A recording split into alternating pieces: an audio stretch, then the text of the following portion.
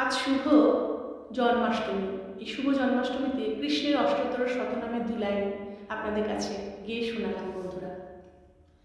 হরে কৃষ্ণ নাম দিল প্রিয় বর